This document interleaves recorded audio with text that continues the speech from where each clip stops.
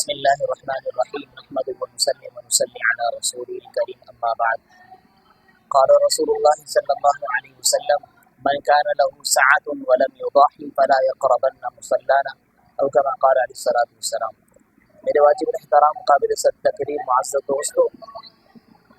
اللہ کے حبیب صلی اللہ علیہ وسلم نے ارشاد فرمایا کہ جو بندہ طاقت رکھتا ہے، وسعت رکھتا ہے، صاحب حیثیت ہے، صاحب نصاب ہے، تو اس شخص کے لیے چاہیے کہ قربانی کرے۔ اگر اس کے باوجود وہ قربانی نہیں کرتا صاحب نصاب ہونے کے باوجود، تو ایسے شخص کو اللہ کے حبیب نے فرمایا ہماری عیدگاہ کی طرف آنے کی اجازت نہیں ہے، یعنی کہ وہ قریب تر بھی نہ آئے۔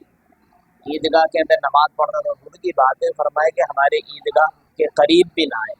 تو یہ اللہ کے رسول علیہ الصلوۃ والسلام نے ایک خطرناک طریقے سے وعید بتلائی ہے، اور یہ ایک دھمکی ہے، اور ایک یہ سمجھو ڈراؤ ہے، اور یہ ایک بہت بڑا پیغام ہے ان حضرات کے لیے کہ جو صاحب نصاب ہوتے ہیں، اہل ثروت ہوتے ہیں، مالدار ہوتے ہیں، لیکن اس کے باوجود اس بہترین عمل سے وہ پیچھے رہتے ہیں۔ اب اسی کے ذیل میں ایک دو مسئلے آپ کے سامنے رکھنے ہیں۔ پہلا مسئلہ یہ ہے کہ آیا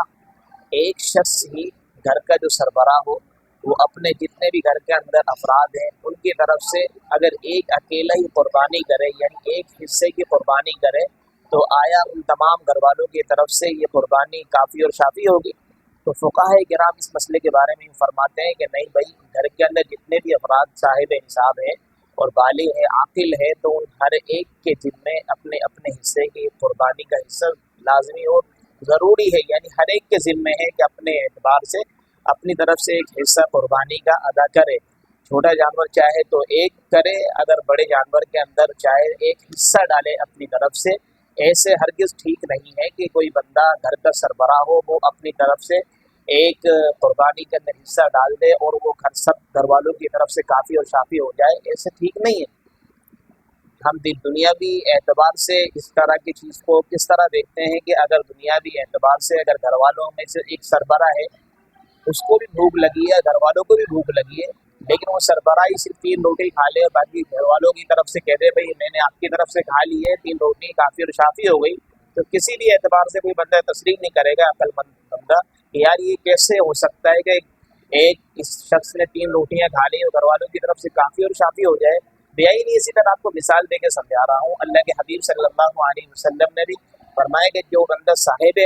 حیثیت ہے، صاحب نصاب ہے، اس کے ذمہ ہے کہ وہ قربانی کرے، نہ کہ گھر کا ایک سربراہ صرف اپنی طرف سے قربانی کر دے اور پورے گھر والوں کی طرف سے کافی اور شافی ہو جائے، ایسا ٹھیک نہیں ہے، بلکہ ہر ایک بندہ صاحب نصاب ہونے کے ناطے اپنے اپنے حصے کی قربانی کرے۔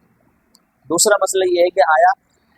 کوئی مثال کے طور پر کوئی باپ ہے، وہ اپنے بالغ اولاد کی طرف سے بغیر اجازت کے قربانی کر سکتا ہے، اور اسی طرح شوہر اپنی بیوی کی طرف سے بغیر اجازت کے